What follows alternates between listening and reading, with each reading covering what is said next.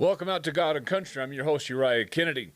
And today's May 17th, Convention Day. As we've been promising for the last couple of weeks that we were going to be at the convention. So we actually just got back from the convention where the results between Phil Lyman and Rob Action was Rob Action. We greatly appreciate both men for running. Again, as I've said in past podcasts, I think it was a decision between better and best. Wonderful, excellent men. I think both of them could have done an excellent job at that. Rob's our guy right now. We're going to get behind him and support him. In today's episode, we actually pulled in a number of delegates and other individuals that were just coming by our little booth while we were recording there. We had a lot of people coming by. We narrowed it down to 10 people that we put on this episode. A lot of great information was shared here, so listen to all 10 people. We appreciate your attendance. Again, like, subscribe, and share. You got to support our podcast by at least subscribing, because without that subscription, it doesn't mean anything on YouTube or anything else like that. So share it with your friends so that the word gets out, and please subscribe to our podcast. Again, enjoy this episode, Utah Valley University Arena, Utah Republican Convention. Appreciate your attendance. We will talk to everybody next week.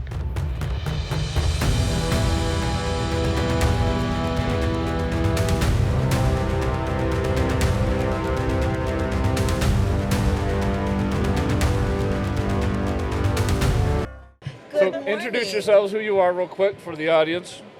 Go ahead. I'm Susan Lee, Davis County Conservative and also Republican delegate, state delegate. How many times have you been a delegate? Oh, I don't know. You A gotta lot. get closer to that. Oh, sorry. It's our first podcast, I think. I've been a delegate many years, so I've done it for a lot. What is the And how what about you, Jen? Oh, my name is Jennifer Savage. I'm Davis County Conservative as well as state delegate, and just got elected to the SCC. So, Very nice. I'm a member of the SCC as well, and the Lincoln Club president of Davis County. So what has the SEC done so far this year?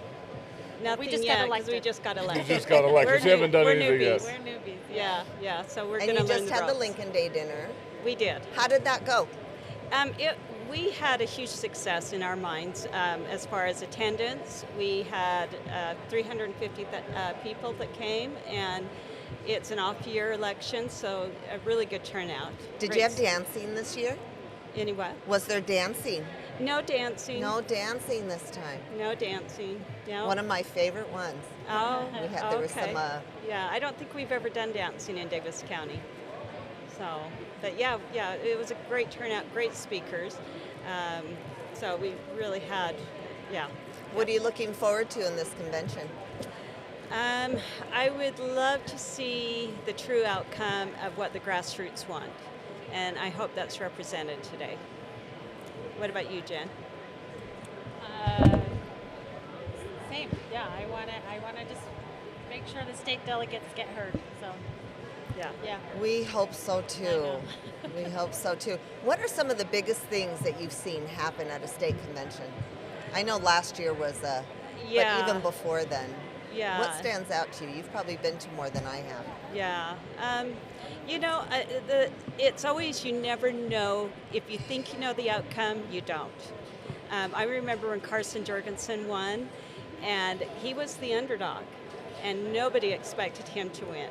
And, the grassroots, they can see that's why this is such a great organization, is because it is truly the grassroots. We do the homework. We make sure that we represent those who put us in this position when we arrive. And so, Well, that's yes. really what the public needs to understand, is the difference between a normal primary type of an election and a caucus system. And I think the vast majority of the public do not understand. If you were to just go out to Joe Blow on the street and ask him, okay, what's the difference between caucus and a normal primary, they wouldn't be able to tell you. Half of them don't even know what a delegate is because they don't show up to the caucus meetings. And so when they get this publicity out there saying, hey, your vote's being taken from you because some delegate's doing it for you, they feel like, what? I'm losing out? My vote's not going to count? And so this false narrative goes out against the caucus system to those who do not understand it. And that's the first signs of getting rid of it. But then as soon as you get rid of the caucus system, we've stated this many times in podcasts before, that money takes over. Yep. The second the caucus system goes out the door, money takes over. Because with the caucus system, you have people that do not need money. Because all they have to do is show up to a library, show up to a school where they have just meetings, and then the delegates can go in there and talk to every one of them without any fluff, without any money, without any commercials on TV, and they can get down to brass tacks, right? And find out, well, what do you really believe in? Yeah. And so if that message is just not getting out to the public as to what that really is. That's education. We both serve in the Davis County Republican Party, and we Well, what wanna are you focus on seeing amongst education. like your neighbors? Have you talked amongst your neighbors about the caucus system, what it is? It's slow. It's one by one, honestly. It's one person, and once you get them educated, you go to the next person. It's just slow. It's a slow process because people are kind of lazy. But are you seeing that? Are you seeing that yeah. amongst your neighbors where they're just not grasping it? Most people, honestly, at one time, both of us just lived our lives. We didn't worry about politics. We had children. We were busy in schools, homework. And now, our kids are older. We're able to be more involved. And that's when I think a lot of people, for the most part, start to understand the system and how valuable it is. Without the system, we wouldn't be able to have such close interaction with the actual people that represent us, because there's just too many. There is so many. And just as a person who's personally ran for office before, I know just in a city how difficult it is to see everybody. And I can only imagine if you're running for governor for a whole state, there's no way. But if you do it in the way that we do it in the caucus system, it makes it feasible. Well, that was a big difference between Lyman and Cox, right? Because the second Cox went signatures, it went straight to TV ads and campaign money. He didn't even show up at the convention last year. I mean, well, he didn't even show up to at the booth. Yeah, right. he didn't. Well, he didn't go to the libraries. He didn't talk to any of the delegates. Right. He didn't care about a single delegate. He just bypassed them all and said, "I went straight to the public." Right. That's right. I'm just going to spend $500 million on TV ads and. It was disappointing. It was very disappointing because you take on the responsibility as a Republican. You pledge to enforce and to live by the bylaws and the platform of the Republican Party. And what he did was not doing that. And so it was very disappointing. And so I hate to see that. I wish we could, in fact, I can see a kind of light at the end of the tunnel in some aspects to getting it back on track. And so that is what I would hope for. And I love that, Susan. Tell me about this light. Where can we find this light at the end of the tunnel? Well, I think it's the wake up of people and what SB 54 is doing. The more we get the word out, the more that people understand what actually it means, the better chance we have of fixing the problem. And it is a problem. And everybody knows it's a problem. It's probably the Even biggest the problem the state has right legislators now. do. It's just having people But how do you get around the Tribune and KSL who will spin it off another way? Yeah. How do we get around it? Word of mouth. Word of mouth. Education. Yeah, Talking like to your we're neighbors. part of the Davis County Conservatives. It's a group in Davis County, and we started a few years ago, and it's taken off. And it's because people are hungry for information other than what you get from the local media. And so we get it because we get it actual from the people, and we give people the opportunity to get it from the people. And doing these podcasts, people have a lot more, avenues to get the information that they want. And not just one, but the truth of what's happening. And so it's really exciting to be it is it's really exciting. And so I am love your optimistic. positive outlook. So how many members do you guys have of the Davis County Conservatives I'm a member. right now? Yeah. Nice. So our Facebook page has about 760, but we have anywhere between 75 to 150 show up at our events. It just depends on who which comes. we do twice a month. Yeah. We do.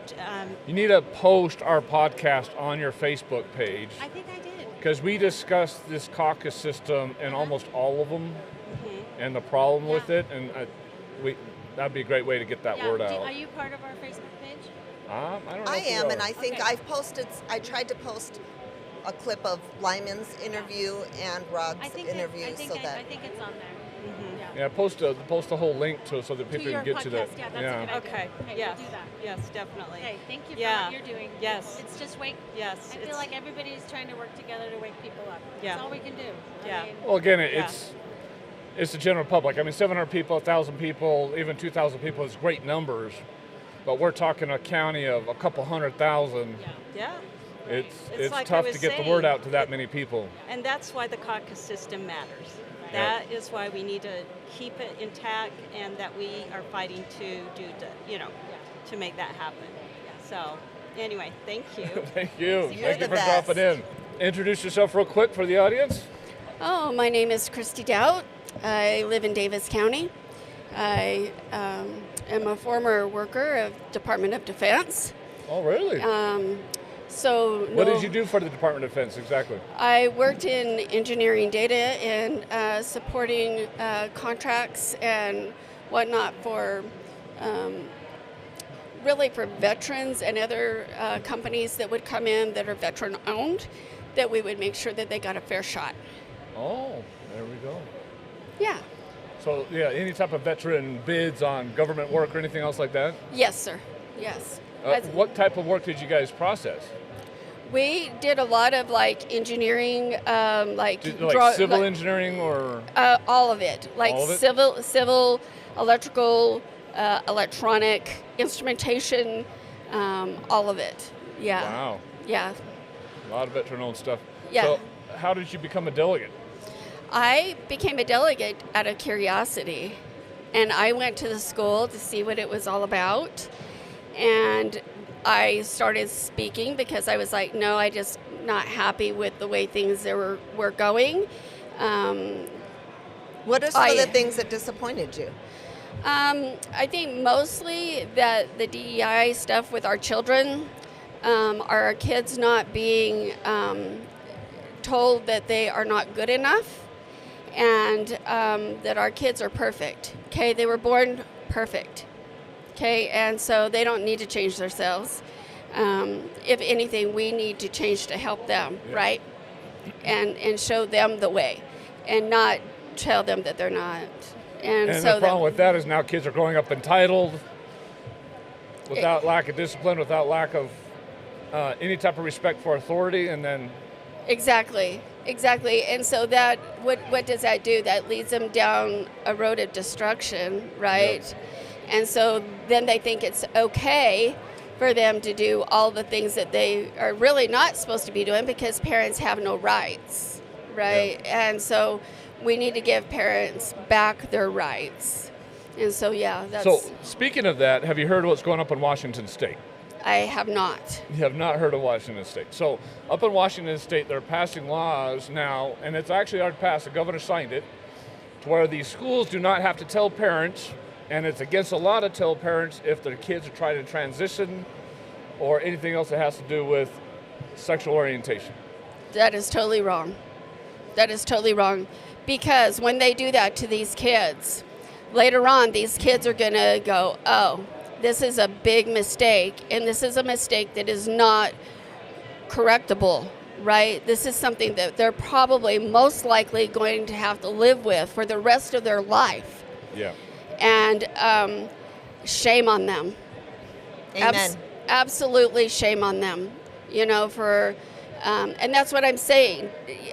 For our kids to want to do something like that, they're being told that they're not good enough, that their gender is not who they are. Well, who are they?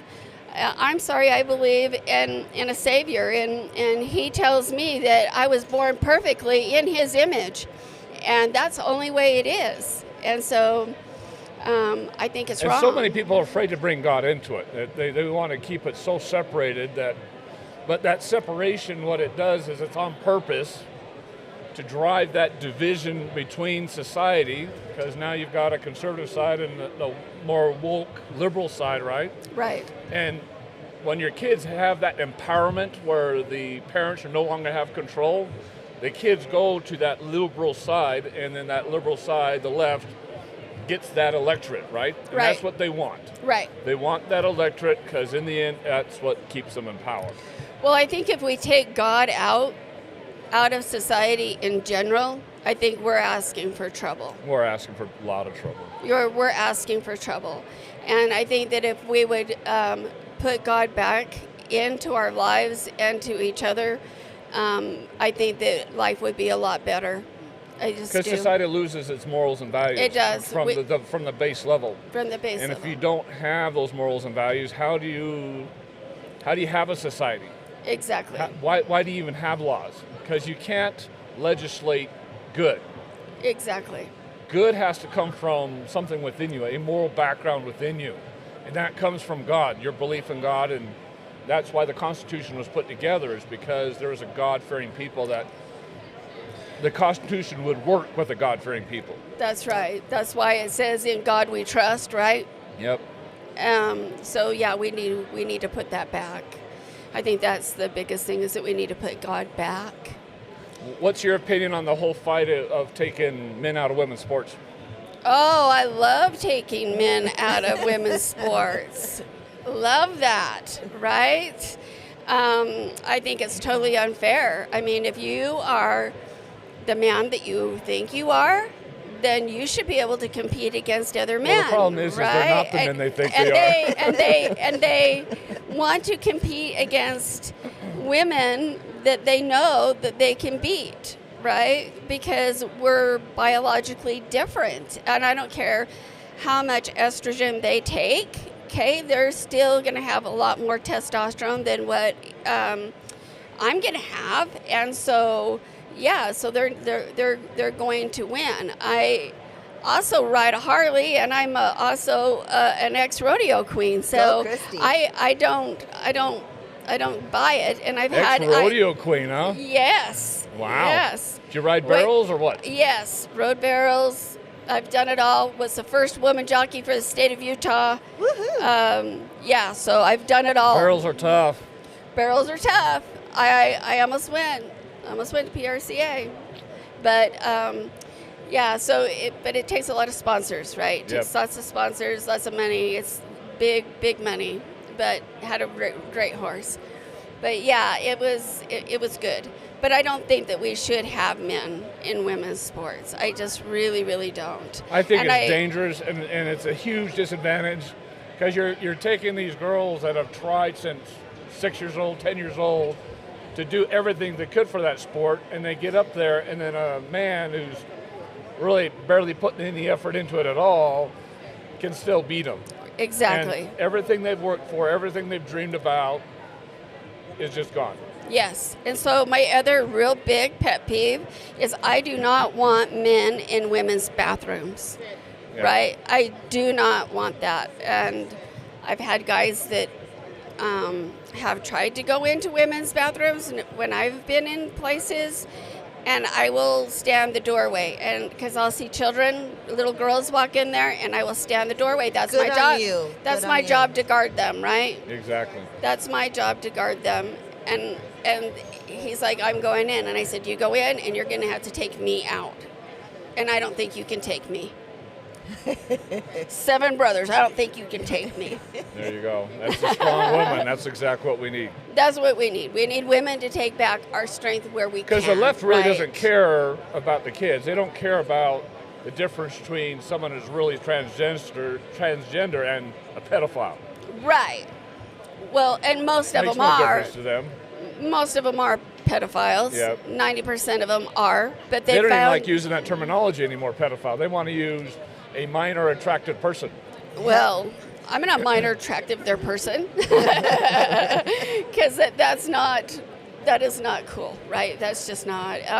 We need to protect our kids, and especially, I mean, our little boys as well. I think men should be protecting them as well, because they're having a lot of things happen to them, and I think we need to be on the outlook for our kids. I mean, that's what's going to carry us through, right? That's our future. That's our future. Yes, it is. You're a strong supporter of veterans as well. Yes, I am. I am married to a 100% disabled vet that I am very, very proud of. Was a gunner on the back of a tank. Took a lot. Got hurt very, very bad. And Which war was he in? He was in Vietnam. Vietnam There's not era. very many Nam guys. Yeah, and so I have two brothers that were Vietnam era vets. Both did 2 tours in Vietnam. Lost them both from Agent Orange. No kidding. I have my dad was World War II. I come from the Army, Navy. One brother was a Naval SEAL. One was in the Air Force, air traffic control. And then my husband and my dad were both Army, and so very much veterans mean everything to me. And I don't think that they're treated fairly. I just don't. Oh, not. They're completely abandoned once they get home. I'm going to go ahead and say this. Blake Moore has failed us. I've gone to his office several times for veterans' rights, and he just sweeps me under the rug. Okay, doesn't take it seriously at all. Does not take it seriously at all. Have opened up a case 3 different times. Okay, and now one of his guys are saying, "Oh, I think you need to go to Mike Lee's office." Well, maybe I do. I'm not going to stop. I can tell you that because I'm just not. I respect can't. that. I wouldn't stop either. I can't. I You can't can't do quit. that. You can't quit. If you quit, then they win. Then they win. Okay, and we're going to win. The veterans are going to win. Christy, we need more fighters like you. Thank you. How do you get more people like you? Do you speak to people in your community when it comes time for caucus? And I do. I'm constantly talking to people. I talk to people at work because I work for the UTR now. I don't know if you know what that is. It's the Utah Training Bombing Range. I support all of the aircraft pilots. And so that are going out and we're dropping big bombs and we're practicing. So that's what I do now. And so, I talk to lots of people. I talk to our pilots, these guys that are out there flying our missions, right? I'm talking to our other military, our young kids. Okay, these are babies, okay? Yeah. And we got to support them. We got to support them, and I got to know what they need. And so that's what we do. I talk to everybody. I tell them this is important. If you can volunteer, volunteer. If you can be a delegate, do it. It'll be the best thing you ever did. Bring those values back and bring that importance back to those who've suffered so much for this country. That's right. That's exactly right. And I love this lady. Thank you for joining us today. Thank you. Thank you we so appreciate much. your time. Have a great convention day. Thank you for your service. Thank you. All right, for the audience, then introduce yourself and where you come from.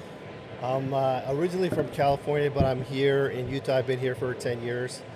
My name is August. I'm a veteran of foreign wars. Thank you for your service. And first I wanted to say, Jesus is King of Kings. We love it. That's why we're God and country here. Right. So speak right into that there for me. Pleasure to meet you guys. It's the first time I see your podcast. But I'm just kind of concerned here in Utah. I think a lot of people are not aware of what the situation is like. Because you have an advantage coming from California and seeing the differences, and then are you seeing a slide here in Utah towards that California mentality? No, there is some, but the thing is about crime. And in the last 4 weeks, I don't know if you've been watching the news, I watch the cartels a lot, what's going on the border. Yeah. And a lot of people don't know, but in the last 4 weeks in the news, in Orem and Provo, there was bomb material that was recovered. I did see that. I heard about the bust on methamphetamine bust. Okay. That was huge. Right. Like a 3-state Oh yeah. methamphetamine Yeah, bust. that's another one. The biggest one out there that Pam Bondi's And talked then about. if you heard about the ammunition purchases in Yep. Wyoming and I think Colorado with I don't know 15,000 or I don't know how many rounds, but it was just an excuse. Yeah, me and my girlfriend are gonna go shooting. Okay, but that doesn't make sense. So these guys flew out from Mexico into Colorado, and they got a vehicle and a trailer, and then bought the ammo, and that's where they got caught. Yeah, and who knows where that was going, right? What they're I going to do mean, with it. there's a lot of speculation about the cartels here in Utah. Yeah. Utah's like a good hiding place. Well, the issue with Utah is I-15 and I-80, right? Right. You can get anywhere in this country on those two freeways. Right. Yeah, and so I mean, it's an open door here in Utah for a lot of that cartel activity. Also online, there's a lot of stuff being talked about. Just an inside attack from their cartels already here. Not just Utah, but it could be anywhere. Right. And that, to me, that's concerning. And I know law enforcement is on top of it. Well, they're on top of more now. I was just watching a podcast between Sean Ryan and Tom Holman. Right. And what Tom Holman was actually seeing down on the border, it's excruciating. I mean, it bring you to tears just thinking about it. I mean, when he first went down to the border just a couple months ago, he went down there and there was a tractor trailer that had like 30 people in it. And since the cartel is going to get caught, the driver just got out, walked away, left him in it, locked inside, and I think it was 128-degree weather. 20-something or 19 of them died. And the horrendous thing is there's a young child, 9 years old, that was the first to go. Wow.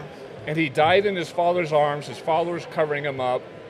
And the witnesses said the child was pleading, "Dad, please don't let me die. Don't let me die." Right. And they all passed away because of cartels. Yeah. Yeah, and before the border was secure like it is, because it's secure, you've seen the drastic changes in the numbers of immigrants, and not only immigrants, but a lot of criminals coming across, because this is an advantage, right? Mm-hmm. Is that a lot of people say, well, we feel sorry for the family and the kids and them being separated. What they don't understand is a lot of these kids come across alone and they're being trafficked. Oh yeah. They're being raped. Sex trafficking is huge. And they're being raped. The women are too. And so when you use a lot kind of logic or emotional feeling behind it, you also got to understand why the cartels are doing it. That human trafficking was a big money maker for them. Well, they're making more money on human trafficking than they were on the drugs. Oh yeah, absolutely. But now, since it's come to like an end for them, and they're targeted, their bank account is gone. They're targeted now in Mexico, right? We have our forces right there, and eventually they'll be taken out just like these other ISIS, Al Qaeda, all these other terrorist organizations. But before that happens, I think they haven't been seeing the money and the traffic that they want. So they're going to be saying, hey, what are we going to do? And since they have organizations here all over the United States, and something's going to come from it, I'm not sure. I mean, we need to get ahead of the game before it gets worse. We do need to get ahead of the game. Well, I'm afraid because of the last 4 years, there's probably already some pretty significant terrorist cells already within the country that just came across. Oh, yeah. Absolutely. And there's probably a lot of Chinese spies that came across as well. So it's a big problem. Yeah, it is a big problem. I'd say. And they're just biding their time, waiting for that perfect moment, and we'll have, like Israel had, a January 7th. Yeah, a surprise attack with parachuter. Yep. I don't think we'll have parachuters, but we will have the surprise attack. The thing is, are you ready? I mean, I think some shopping mall, some sports venues. I think in this state, since we're open carry, concealed weapon, whatever you want to do kind of state, most people might react, but most of most of them have not seen what it's like to really go up against an organized cartel, and seen the brutality of what they do. They're more brutal than Al Qaeda. Oh, ISIS. way more brutal. With the killing fields they have down in Mexico and the mass graves, the furnaces that they're finding down there, is pretty horrendous. Right. It is horrendous. It's a sad thing for the. Mexico is controlled by the cartel, so What surprises me why the president down there doesn't accept Trump's help, but she's adamant that she doesn't want him to come and help. She's got to speak from both sides of her mouth, because the minute she says she's with Trump, her whole family's dead. She's beheaded, she's out, and the cartels take over. That's they're a reality. way over their head. The only way that Mexico gets out of it is with outside help, because they're not going to be able to overcome this on their own. No, they won't. They won't be able to do it. So they have to. The president, she's denying some access from the U.S. with the drones and stuff, but sooner or later, she's going to have to say, hey, we need help. Get her family out or something, so she feels comfortable with making those decisions, or she's a target. She's a big target right now in Mexico, and she knows it. She's huge. She's a huge target, as any other leader would. Especially if they're already corrupt. Oh yeah, they're getting bought and paid for. It's both things. It's carrot and stick. It's here's a whole bunch of money, or I can kill you.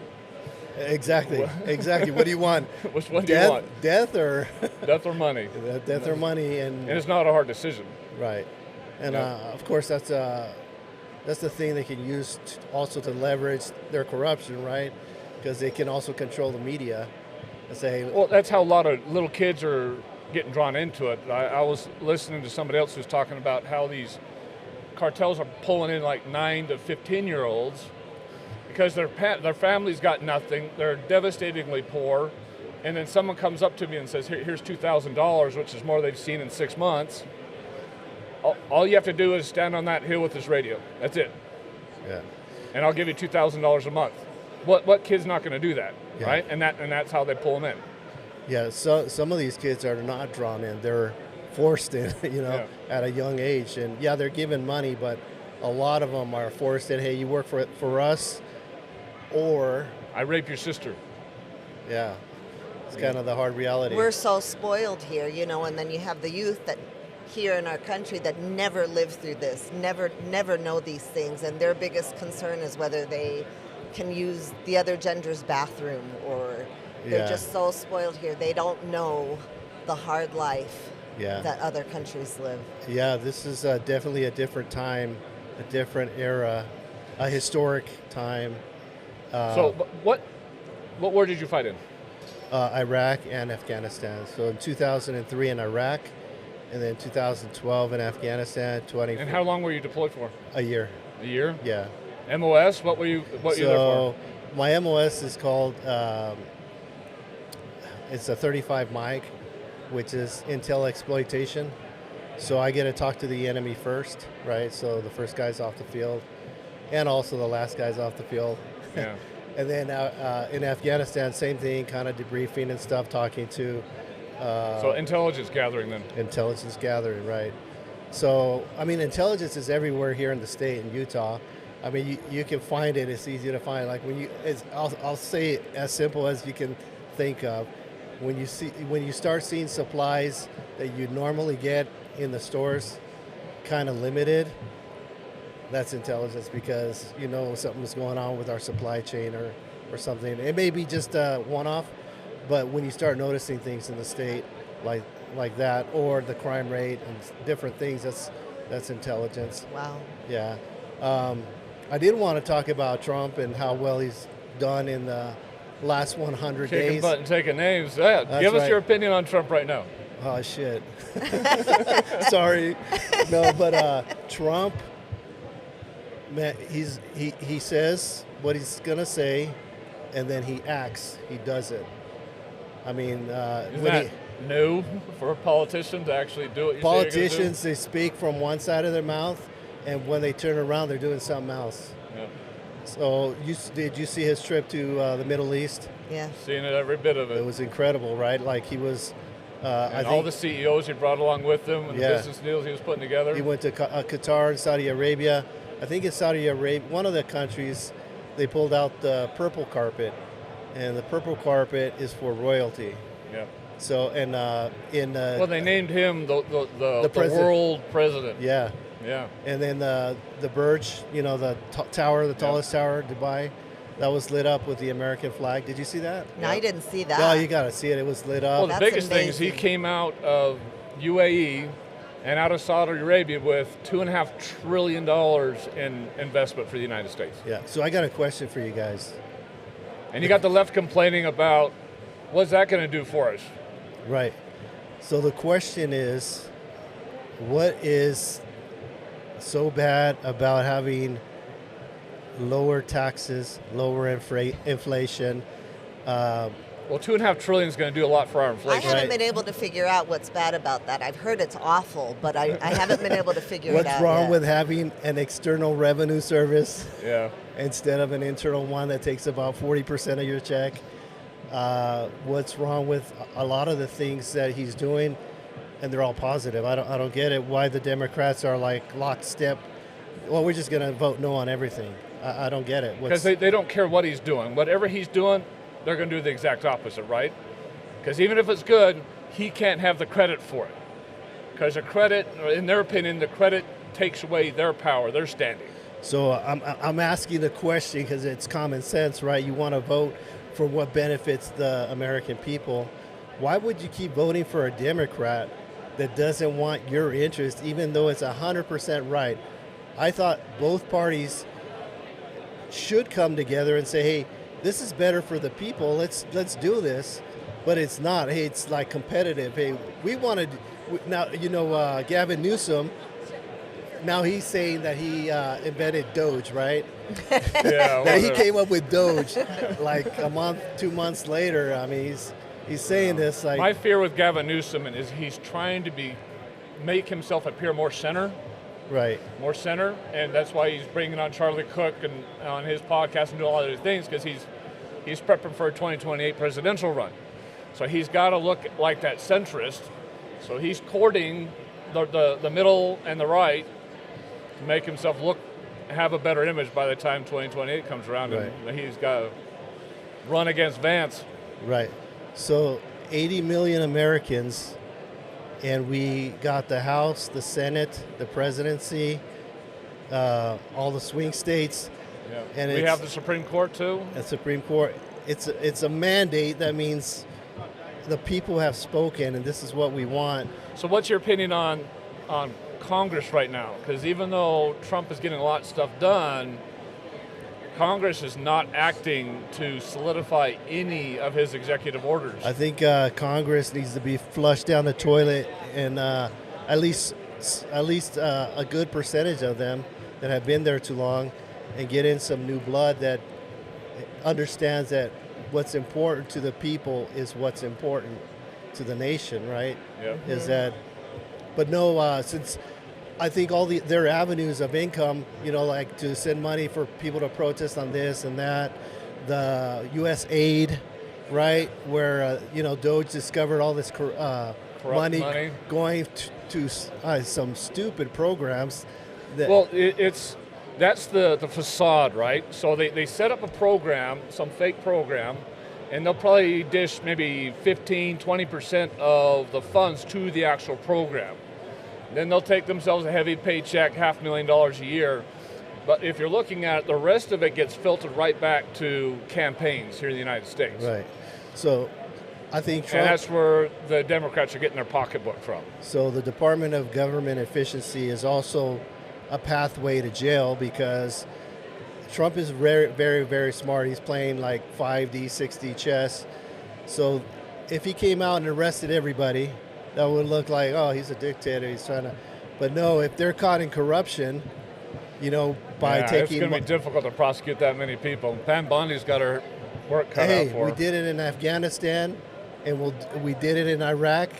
And if they're just, I think that's treasonous, based on some of the stuff they've done. Even lately you heard about James Comey, right? Oh, yeah. Oh, yes. Who doesn't know about 8647? What does that mean? Do you know what that means? 86 is I don't a term. know what that is a What are mafia. you talking about? It's the mafia term. I don't know this new lingo. For 8 miles out and bury him 6 feet under, and 47 is who? Yeah, exactly. Trump. And Comey's like, no, I just saw that design in the sand. What a dope. He is a dope, yeah, and that's why a lot of people need to just get out, just go We've to got jail. 4 years to do things, get as much as we can get done. Yeah. I just wish the American people, I know 80 million of them are awake, but the other half, or the other 200 million, would actually watch podcasts like this, go to Rumble and all the Patriot sites and get the real news. Stop watching Fox, stop watching CNN, stop watching ABC, NBC, all because they all repeat the same thing. It's like they have a script. You go from one channel to the next, and you're hearing the same thing. It's like, wow, Yeah. don't you have any variety of content? You guys are all saying the same thing. And more people like you that will talk to more people, because it's got to be a grassroots effort too. Well, I can tell you this: there's, as far as the veteran groups, they're pretty much awake and they know what's going on. That's and good to hear. And we see what's going on, and you'll probably see them the first to come out. Well, hopefully the veteran groups get out and help the public be a little bit more aware of what's going on. Yeah, I mean, it's going to happen. We've been there's been talk about revolution on both sides, right? That the left is preparing for something, the right was preparing for something. I think the right is more prepared to hold back and wait and then react. The left is now, going out just like they did with George Floyd, and they're gonna start protesting. It's a summer of love again, right? So you can expect that. Expect the cartels. The most worrisome one is not these Antifa types, the protesters, because their funding is going to go away. They're not going to be able to go out there anymore. Their paychecks that they used to get paid to go out there is going to end. The ones to watch out for right now are the cartels. And it, like I said, is not just here in Utah, but everywhere. Everywhere. They know how to operate like Al-Qaeda, ISIS, and they've been doing it for a long time. And they probably still have the finance of drugs, because they're still they still have the rest of the world to export to, so. Thank you for that warning. Yeah. Well, we appreciate you coming on our podcast. You can look for it here next week. We'll have it posted. Thank you. I appreciate coming on with you guys. And great to meet you. Yeah, It's an honor to meet you. nice to meet you. Cool. Hi. All right, for the audience, speak right into that mic for us and introduce yourself, where you're from. My name is Melissa, and I am in Utah County. I live in Provo. I'm a nurse. Oh, there you go. Fun stuff. This isn't your first time as a delegate. I've seen you around for a few years. So you're Yeah. you're one of the first people we've had here from Provo, and we've got a We got notorious questions. Oh, no. Okay, representative from Provo that we all resent at this point. So, what's your opinion Which one? on Bramble and Oh, Bramble? him bringing forth SB 54? Oh, don't even get me started.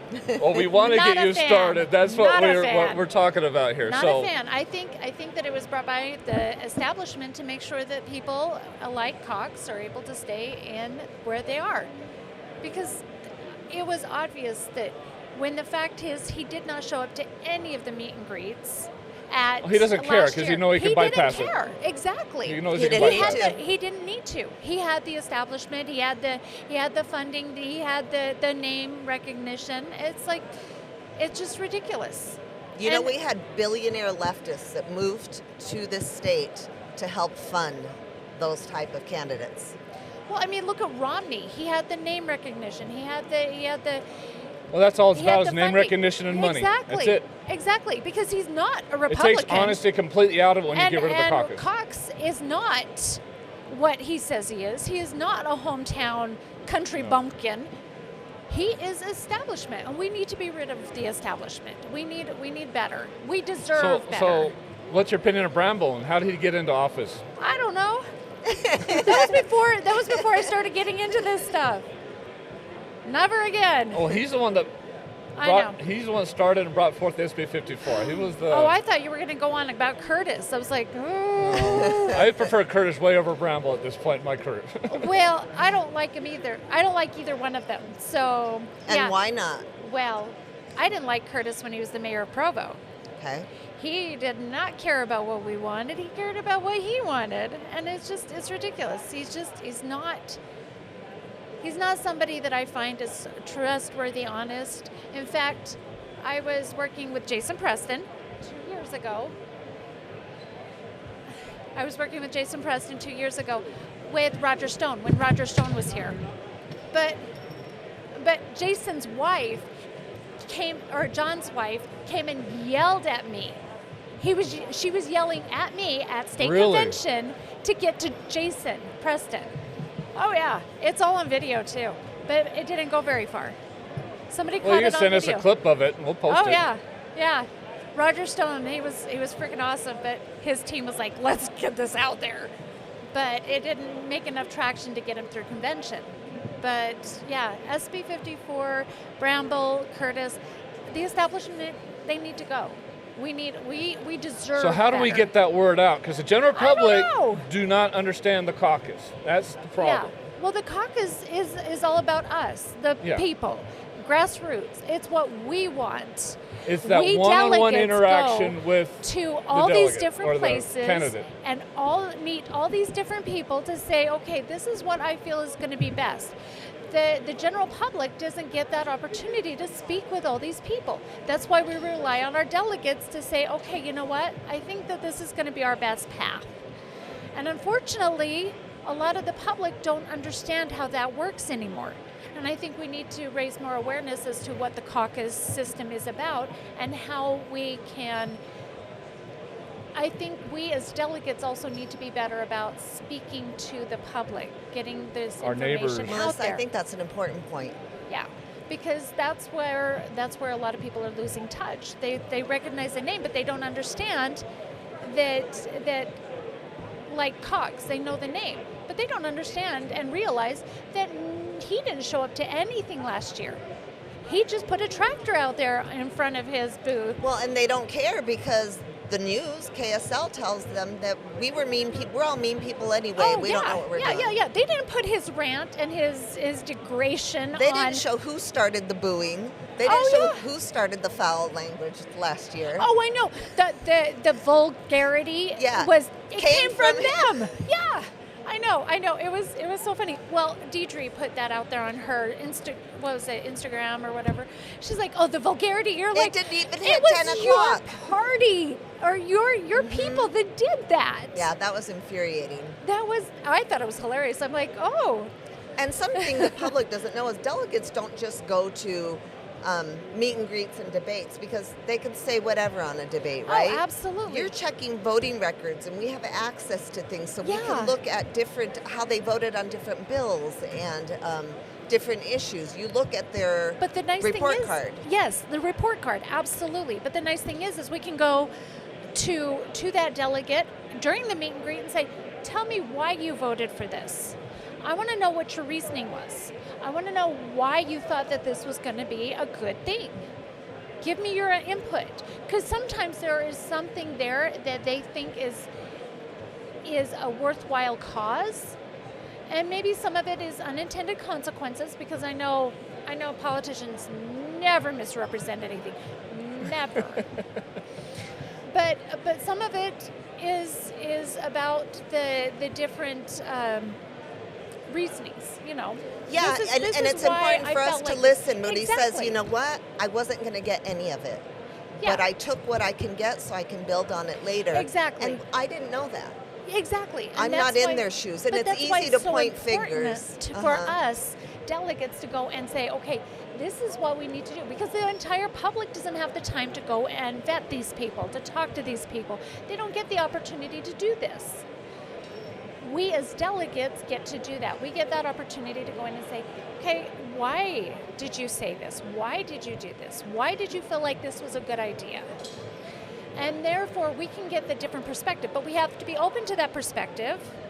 One thing, we can't be staunch. Okay, let me rephrase that. Because we have to be staunch in our values on some things. Yes. But we have to be willing to listen to what the other person has to say. Yeah, we don't know everything either. We don't. We don't. And at those caucus meetings, I think it's really important too that who you elect as a delegate. Oh, absolutely. Look at their record. Did they show up? Did they vet? Well, Did you're they do making their a good job? point, is because of how much absolutely. infiltration is going on from the Democrat That. side into the Republican yeah. side. There's a lot of these delegates in this very convention right now who are Democrats that registered Well, Republican became a delegate. How many people last time, because of the primary or the preferential poll, the presidential preferential poll, how many of them got to become chairs or vice chairs because they wanted a specific candidate, and when that candidate didn't come through, they vamoosed. They are gone. Yep. They're not here. They infiltrated our precinct caucuses and Yes. stood there and grabbed like the newbies, and the neighbors and the people who don't know or trying to do their job for the first time, whispered in their ears, and now we don't see them at Yeah, all. they're gone. They're completely 100% gone. Yeah. A lot So- of infiltration going on. Yeah, it's absolutely insane. But But we That's- keep fighting because Yeah, guess who's in charge? I am not going to stop. So one of my ancestors was Richard Henry Lee. He actually came up with the idea for the Declaration of Independence. He actually came up with the idea for independence, right? Okay. He signed the Declaration of Independence. He signed the Articles of Confederation. He did not sign the Constitution. He had the opportunity, but he chose not to because he felt it gave the government too much power. So he was instrumental in the Bill of Rights. How do I get to the other side, look him in the eye and say, your sacrifice was not worth it to me? I decided I was going to let somebody else fight this for me. Yeah. How do I look my grandkids in the eyes and say, you know what, we had this awesome freedom, and I let it go because, I didn't think I could do anything. I am not going to stop fighting. I'm going to stand up for everything. You know what, if I have to be a martyr, so be it. I will do it. If it saves one person from the tyranny that could come, I will do it because I believe in this system, and I believe that God gave us this country to be what it is, and I am not going to stop. Thanks for your service to the We party, greatly Melissa. appreciate it. Well, it's that tenacity, it's that Passion. that's going to lead us the right direction. We just got to make sure the rest of the delegation has that same thing. Well, and that's where we have to that vet passion's our got to people. spread. Absolutely. I know. Appreciate you coming on. Thank you so much. We you guys greatly have appreciate a great it. day. It's going to be a big day. Oh, Thank you. I know, it's so exciting. So for the rest of the audience, into the mic, introduce yourself and where you're from. I'm Angeline Washburn. I am from Eagle Mountain. Utah County and my sister. Yep. Yep. Thank you. Yeah, this is the only time I get to talk to you. So, tell us how you became a delegate. You ran for city council as well. Tell us about your experience there. I did. I became a delegate, 6 years ago. My daughter died by suicide, and so I I'm really so sorry. wanted to help more people and push more help for our youth.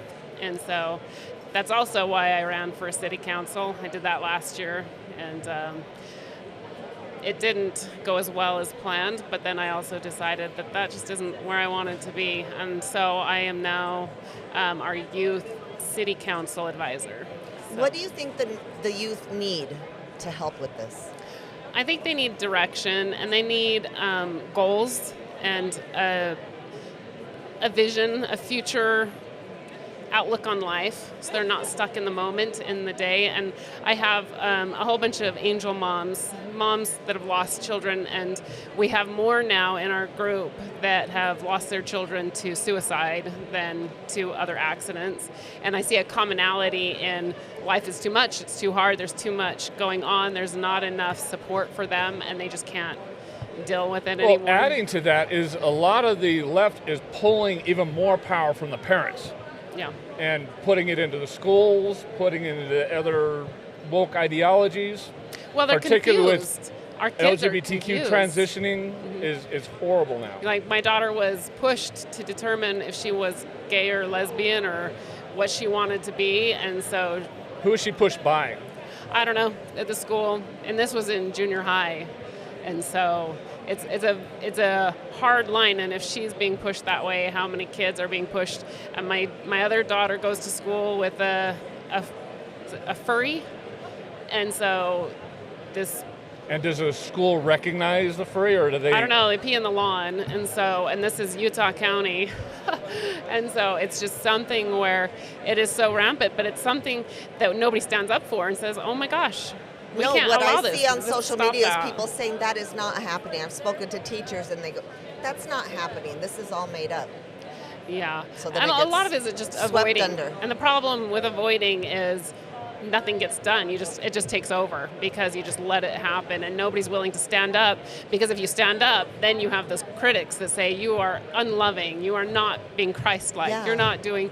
Where, quite frankly, you need to stand up for our children, And I'm that's confused because I see a lot of the anger go towards that child who is, I don't know what the right word's confused, but I'm going to do this and this will give me some sort of sense of belonging or whatever And it it is. never and the will. anger goes to the child.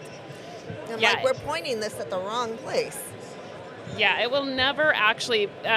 There's a lot of people that have gone trans, a lot of people that have done, taken their lives into different directions and have found that it actually doesn't fulfill them. They don't feel happy, they're not okay. So even with changing your gender, even with deciding, oh, maybe I am attracted to the opposite sex, maybe all of these changes never actually fulfills them. They're still seeking it because how many they of them don't. end up needing therapy? Yeah, because they don't have the confidence in themselves to be who they are, and they look to others to tell them who they are. And I've noticed Well, that they're in a just lot too of youth. too new at life, period, to have any type of real experience as to how to adjust to anything in life, period, whether it's school or anything else like that. And they think that they know a lot when they get into high school and stuff like that, and not realizing that 5 years later they're not going to remember much of anything about high school or even care. Yeah. Oh, But yet high school is like, and their peers are like everything. It's like Everything. the world, and it's heavy, and if they're not accepted, it's even heavier. right. And they only have those pressures, and now the world's trying to push onto them transgender issues and all these other woke issues that's making it even worse. Yeah, I've had to work really hard to teach my kids how things should be, not to be harsh to other people, but to also see that they don't fully understand what we understand. And I've pointed to all the things going on, but even my daughter, she's had her confusing moments, and I'm like, you're 12. You're 12 years old. Go to school, have friends, enjoy the things that you have, your hobbies, and then when you're older, when you're 20, then make your decisions. But right now, just go to school. And Worry a lot about of them, school. they just don't understand what that means. What do you mean I'm 12? What do you mean wait till I'm older? I'm like, I'm mature right now. Mm-hmm. And that's literally their mentality, and they just don't understand. They don't have the perspective yet. That's where I also wanted to implement, like with my son, he really wanted to be, well, he thinks he wants to be a vet, and so I set him up to go to a vet clinic, and he was able to shadow the doctor at, I think he was 14, but he's in a wheelchair. There's not a lot he can do. My daughter, she wanted to do different things, so we went to the hospital, I think in Murray, so she could see all the things that they do in their lab because she thinks she wants to work in a lab. And now she's like, actually, I don't want to do that. I think I want to be a forensic scientist. So we've been searching for, I mean, a lot of them won't let you into their labs because of all the, stuff, but she's been able to find and fine-tune what she wants because we did it together at such a young age that now that's like she's going to be done with her associates in high school and know exactly where she's going, and she's got a plan, she's got an idea. And so when you have that, you have confidence, and you don't worry about what other people say. You can focus on what you want and can see that these people don't get it. That's a good point. We need to have more positive self-confidence instilled. Yeah. Mm-hmm. Yeah, and right now she's actually at a track meet at BYU, and on one of the teams is a guy running with the women. Really, right now? Right now. Yep. She just texted me, and I was like, wow. Okay, I'm like, if you have to run against a boy, I don't want you. Just step out and say, Step I don't. out. He's a boy. I'm not going to run against a boy. So You know where I mean, he's it's high from? school. No, I think it's national or state, so it's anywhere in Utah. Yeah, but it shouldn't be happening in the state. Yeah, Yeah. yeah.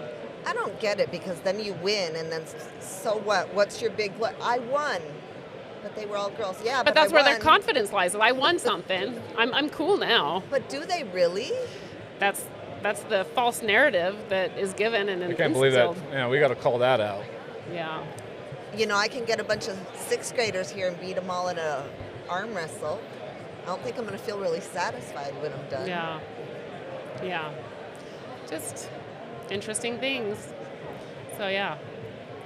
I can't believe that's happening here. So what's your, I mean, you're very into the Angel Mob arena. Mm-hmm. Tell us what you think the suicide issue is here in this state. The biggest is the confidence, and I think there's so much pressure on kids to live a certain way that they kind of want to break out of that, and so not being able to, I think, not feel the freedom to be who you are, and I'm not saying to be whatever you want to be, but to be able to grow and learn and kind of think for yourself, because I think there's a lot of, especially church, this is what you need to do, so there's shame, a lot of shame. How much does peer pressure go into that? I think there's quite a bit. I have an angel mom whose child died by suicide, and in that week, her friends were very unkind and did some things, and I don't want to go too far into it. Was it bullying or just? It was bullying. But it wasn't bullying as in like a long extended. It was good friends, something happened, and now they just shunned and stopped talking to her. And so I think it's a huge part of it. A lot of drama. Yeah, it's a lot of drama. But if you have a focus in your life and you know where you want to go and you can see where that's going, and when those dramas happen, because every friendship, every group has them. Even my age, I've had friends that I don't quite click with anymore. We all have them, but if you have that focus, you're not so worried about the shunning and the things that go wrong in the group. I've got this, I'm good. And then you can still work on that, but you are so focused on your future that right now it doesn't matter. Now, I think a lot of it has to do with bringing God back too. Mm-hmm. I mean, we have church, and we all go to church, but God is also obviously shunned from politics, and more importantly, shunned from schools. Well, Your it's not opinion on that? popular. What's your opinion on God in schools? I think God should be in there. I don't know that we could ever get back to prayer in school. But I do love, like, I have foreign exchange students every single year, and all of them have said, you guys are so into your country. Like, oh my gosh, every single day you guys do the national anthem.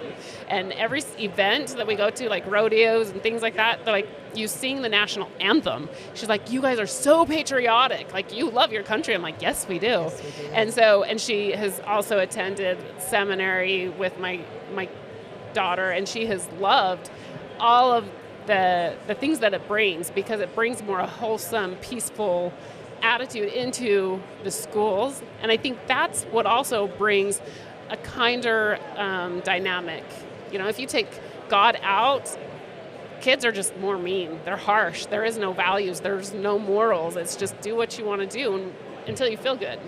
You know, drink your life away. There's that harshness side of it, but then you yourself are not centered on anything, right? If you have to have God in your soul, because then that gives you a center, that gives you a core value, that you're valuable to be outside of your friends, outside of school. But it's also not being forced on them. I don't force religion on my kids. If you want to go to church, I mean, obviously when they're too little to be home alone, but I also say, if you want to go, go. But I'm not going to force you to do this. And if you want to take seminary, I think it's great, and I think it'll help you to grow and to learn to become a more responsible person, but I'm not going to force it on you. And my kids have chosen. They have chosen to live that way, but I think if it's forced, a lot of people kind of reject it. And people of faith need to realize that Christ didn't shame people. He loved them, and we need to be really careful with whatever faith we are, that we're not shaming our youth or even other adults.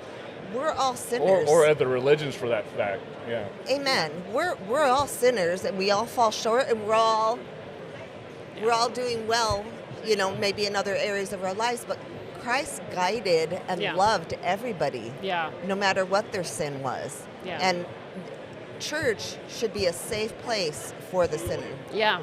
Shame is a huge, huge problem. And that's a human thing, and it gets blamed on churches. Because shame you know? and what's the other word? Shame and regret are very closely aligned, but people take shame and it destroys you, where you can say, shoot, I shouldn't have done that. Where But we should it's hard for them realize to that we're recoup and going to do make better. mistakes in life. Yeah, And they have that's to be what we're understanding. gonna grow from. I can fix this. Like, A lot of them feel like it's hopeless. I can't do this anymore. But if you instill, oh yeah, God is merciful. I love you, and you can just keep moving forward. Keep And doing those of us who shame can also have a regret Yeah. and change our ways, because that's not on the church Yeah. or any church. That's Well, on the members. Yeah, and it's hard because some of my kids also have suicidal ideation because of the things that they've been through. And so when they've done something wrong, they really go internal and they're like, oh, I'm just a horrible person and I just can't do it right. Why does anybody love me? And that whole narrative is in their heads. And I sit there and I'm like, you're human. I did that yesterday. Let me tell you what happened yesterday. And helping them, even if it's something I don't like that they did, I get it. Let's talk about it. And I'm not going to get you in trouble. We're human. Yeah. Yeah, stop trying to be perfect. Yes, Yeah. you're only 16. That's totally Well, keep fine. trying. Just, I don't want you to live in this shame cycle. I want you to realize, and just try to do better. You're probably not going to do better tomorrow, but let's just keep going. And I love you, whatever you Yeah, do. because we whatever know you don't how to do. beat our own selves up really well, don't Yeah. we? And that's what those youth are learning really well from us, is to beat Yeah. themselves up. Yeah. So yeah, There you that's go. me. Well, now you're on the Important, podcast. important words. Yes. Appreciate you being on. Well, for the audience, speak right into that mic for us and tell us who you are and where you're from. So I am Nathan, and I'm originally from California, but I moved here almost 7 years ago. What part of California?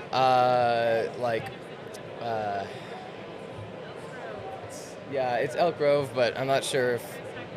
Yeah, it's Sacramento. That's Sacramento, it's either- outside of Sacramento? I always get confused between Sacramento and San Francisco, and I don't know why. They're completely different, and they're in different areas, but I don't know. Yeah. How old are you? 16, almost 17. Almost 17. Junior? Sophomore. Sophomore, going into junior year. Yeah, Yeah. you got, what, a week left? Basically, but I'm really only going Monday and Tuesday because Wednesday and Thursday are just graduation and you makeup. Yeah, which so I don't you have guys, to you're use, pretty, so I'm good. You're pretty much a junior now at this point, pretty right? much. So what do you see as a teenager the biggest difference between California and Utah? It was a while ago that I lived there, but I have been back every summer since then. I'm actually going this summer too. But I think the area where I usually go, it's not it's not crowded at all, and there's not homeless people lining the streets. However, we do go into the city sometimes, and I do see a lot of homeless people there, and that's probably the biggest difference, We've got our areas. We got our We areas. did. We have a wonderful mayor in Salt Lake who likes to turn Salt Lake City into California. Do you have any friends still over that are teenagers? I mean, I have friends, but I don't really talk to them. I mostly just hang out with cousins that live there. My cousins? Yeah. So what is there any noticeable differences, opinions between your cousins and here? Opinions? Political opinions, general What do they think society about your opinions? hat? My hat? This is a new one. I got it here. Go get me one. Yeah, I think it's down that way a ways. But I don't really ask political questions at all, and I don't know. I mean, Well, I it know, doesn't have to be political questions, but general differences of moral and values that yeah. they express. I mean, there's a lot of more liberal, more woke ideology out there in Yeah, California. Do for sure. you see a lot of that? I don't see a lot of it, but I have experienced it before. Yeah. I don't know. I mean, I guess belief systems, Belief systems. Yeah. a lot of my cousins that live there don't really I can't remember if they don't go to church or if they just don't go to our church. I don't remember, but Do they have a belief in God? Period. I think maybe. Maybe. Maybe. Maybe. Maybe. Do you see faith talked about in school here? In school, faith, Are, not do a kids lot. share? No. I know not that necessarily in the classrooms, but amongst students. I know that I have like talks about some of my friends, or talked to some of my friends like politically, and I know a lot of kids here do go to LDS. You know, we're kind of like the LDS state, if you will. But I've also seen a lot of people who don't. You know, I kind of like have friends like all over the place. You know. Yeah. Well, what do you think of this event as a This event? teenager? First time going to anything like this. So far, it seems pretty nice.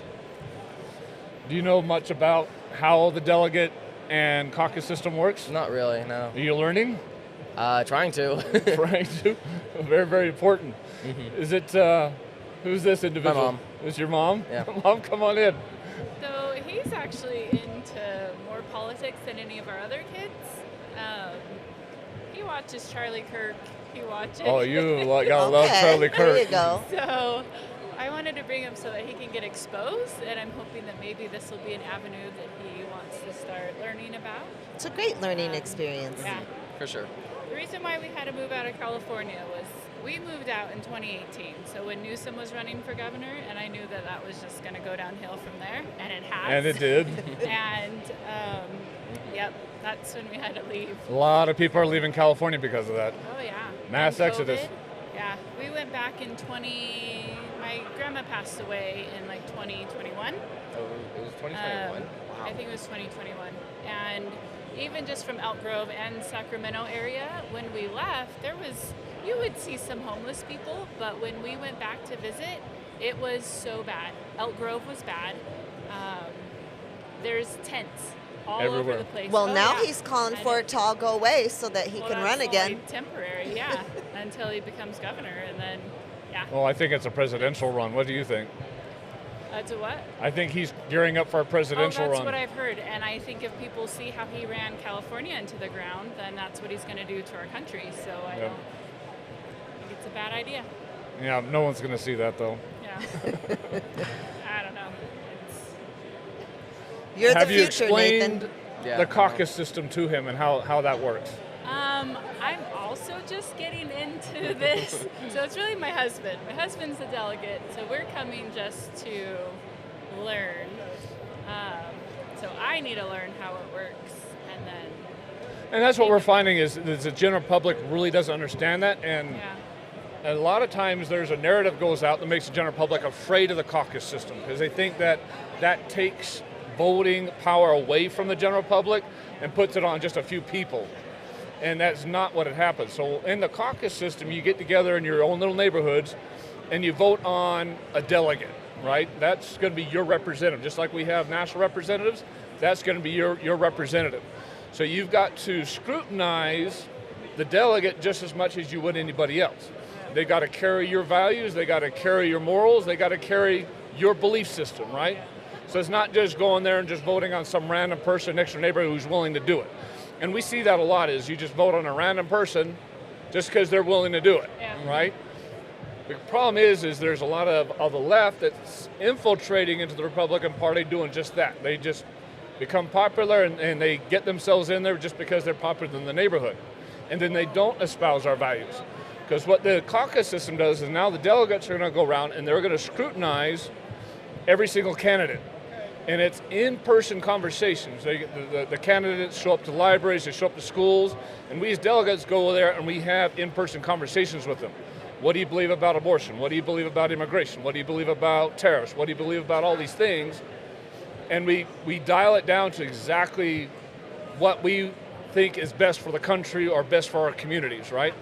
And it's that in-person interaction that really takes out any falsehoods, any lies, any pretenses, because the delegate has to be honest, right? And there's no escaping that. And the other thing it does is it takes out the money, because I could have $1 billion or I could have $5,000 in my bank account, and it's the same, right? I can stand in a library, I can stand in a school, talk to the same delegates, and my morals and values are going to stand out, not my money.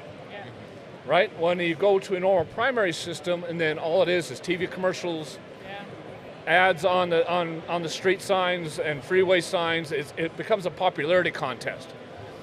Who can get the bigger name recognition? Who can get the most money out there?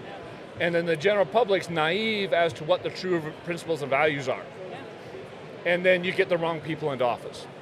The delegate system is where it's more honest, and it keeps the system more free. So trying to get rid of that, well, a lot of people are trying to get rid of that, would completely upset our entire system. Yeah, or even making term limits for the political party. Like, well, most of the states have term limits. Yeah, but it's separate in Congress. So, if we could get to where senators and House members had term limits, that'd be huge. Especially on the national level, that'd be absolutely huge. Because then you wouldn't get these 40-year... Yep. Nancy Pelosi. Yeah, people in there that, oh, this president's just going to be in there for 4 years. I'll outlast him. So I'll stonewall for 4 years, and then he'll be gone. We'll get somebody else in there. And that's what the deep state's doing, too, is all these unelected officials get into these government jobs, and they don't like the policies of the president, and then they just stonewall for 4 years. The president tells them to do something, and they just twiddle their toes, and they don't do anything. They say, I don't believe it, I'm not going to get it done. And they stonewall, president's gone, couldn't get anything done in his 4 years. The rest of the public's mad at him because he couldn't get anything done. It's because deep state stonewalled him for 4 years. And that's why what Trump is doing right now to get rid of the deep state is so important. That's also why he's working on like the Doge? Yeah, that too, but also it's the guy with the, I think it's the National Treasury, where he's trying to bring down the, I don't remember what it's called. I mean, Doge is doing a lot of that. They're trying to bring down the debt and bring down all those things. I mean, they're going department by department, just cutting. Yeah. Getting rid of people, trying to figure out how to get rid of them. It's crazy what they found, like completely empty buildings getting like thousands and maybe even millions because no one's showing up to work. Yeah, everybody's working from home. And it's the deep state. And the reason why they're working from home is they think they can stonewall for 4 years and not do anything until Trump's out of office. No, I think he's talking about the empty buildings. Yeah, Nobody works there. They buy them, have some sort of a fake front of a company, and the money's getting filtered. Yeah, since COVID, they all allowed them all to work from home, and they've never brought them back into the office after COVID. So now you have all these empty buildings and all these people supposedly working from home that are not working. oh yeah. They're just getting a paycheck and just taking a 4-year vacation. Yeah.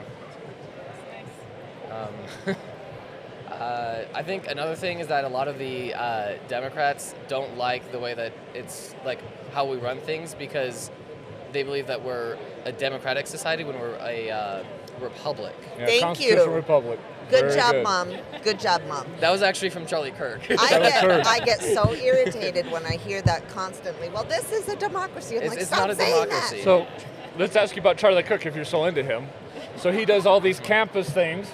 So what do you think about all of his campus conversations and getting those people up to the mic? I think it's crazy how he stays cool. He doesn't need any notes. He just kind of talks to people, right? And they come, they have notes, they have arguments, and then he turns them down every single time, and they just can't really get anything. Truth rules. Yeah, I want to go to one of his things sometime, but I don't know. Well, he was here at University of Utah. Really? When? He was just a couple months ago. Yeah. What? Like 2 months ago, 3 months ago, he was here. Dang it. Invite him back. Yeah. I'd love to. Yeah, University of Utah was good too. Yeah, I watched some of those. It was surprising how many very, very liberal people are up there. Yeah, I think it's part of the reason is the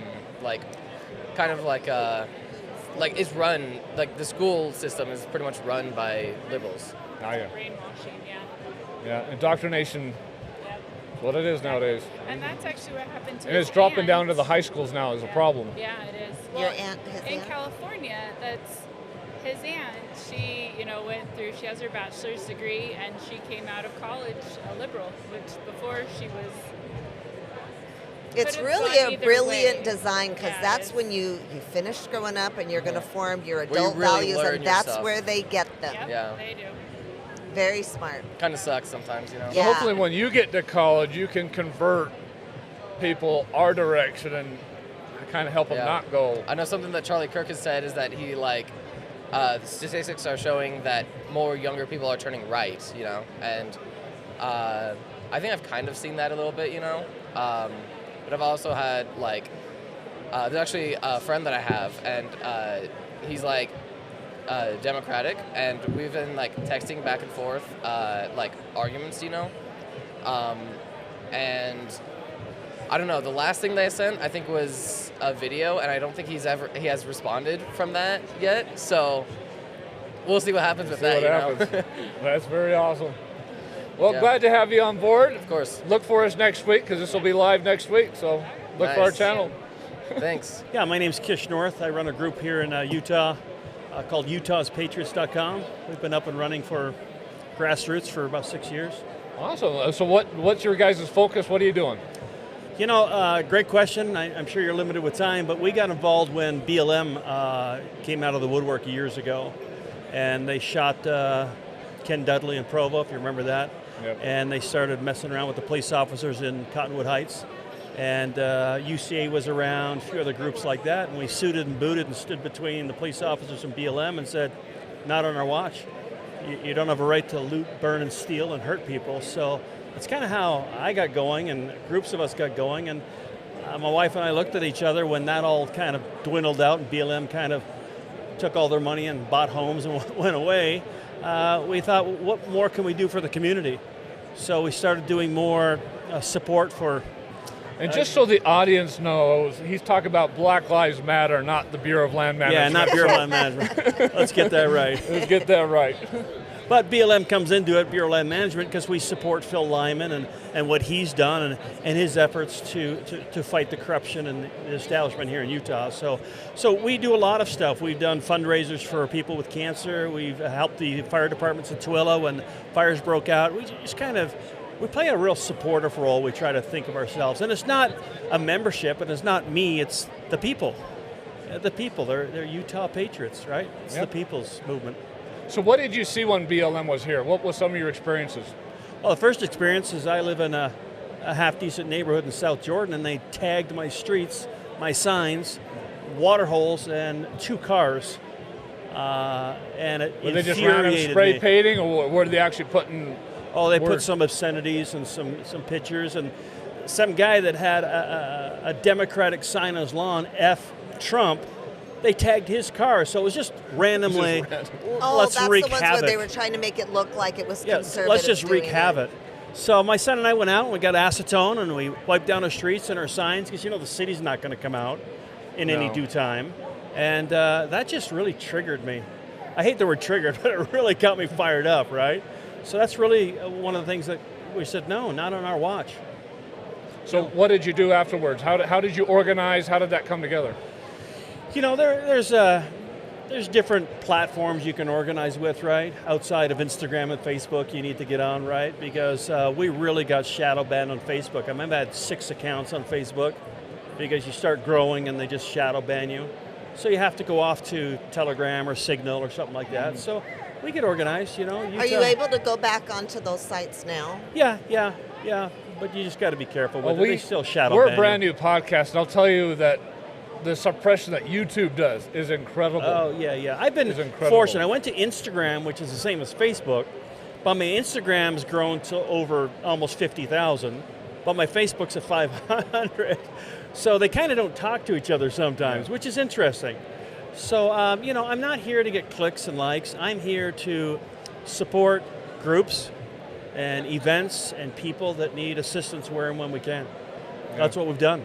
And it's kind of nice. It's too bad Utah's asleep at the wheel, which they have been for a long time. The general public's pretty naive, and that's the problem, is they don't understand the difference between a caucus system and primary. They go by popularity vote, which is why Mitt Romney got in, which is why Cox is in. Well, and Mike Lee, you look at, in my opinion, right? In my opinion, you look at what's happening here today with Axum and Lyman, the big feud that's going on, right? You ask yourself, and how did Donald Trump and why did Donald Trump endorse Axum? They don't know each other. Yes, they Well, do. they do. Well, they barely, do. but Mike Lee was the one that made the phone call. Well, Axum actually went down and campaigned for Donald Trump down in Arizona, door to door. And so he met him in person down there. Well, and there's helped a his lot campaign, going on. so- Yeah. So you know what? I've known Phil for years, and I haven't known Axum for years, right? Yep. So I'm going to vote based upon the character. We interviewed both, so you yeah, can go yeah. and So look at. I just like Phil because of what he's done and the fighter he is, right? And I think a lot of people are going to vote that way because of the fighter. I mean, he won the popular vote last time with the governor election hands down. Let's just hope people see through that and keep voting that way, is my opinion, right? Yep. I mean, one of my chairs, I'm a chair, one of my state delegates came to me and said, well, I'm on the fence. So what are you fence about? Well, as much as I like Phil, I don't think Phil can reach across the aisle and work with the establishment. I'm like, well, that's the whole goal. That's we the want to whole get goal. the establishment out. What are you saying? You know, so it's very interesting of what we're hearing. We don't need someone to work through the establishment as a party chair. Yeah. Yeah, we need someone who brings in and supports other people that are willing to throw their hat in the ring and boost the interest of more people to run against the establishment. Because I think that's the big fear right now is you get incumbents, you get establishment representatives, and then you get common Joe Blow like you and myself that would like to replace them, and we're too reticent, too shy, too held back, or too afraid to put our hat in the ring and run. Why? Because it's too much money, too much popularity, and then as much effort and work that I could put into it running against that individual, with SB 54 in place, they're still going to bypass me and win. Yeah, and get back to waking up Utah. Yep. I've been trying to wake up Utah for 6 years, and it's really frustrating the Christian base, let's just call it the Christian faith base here in Utah.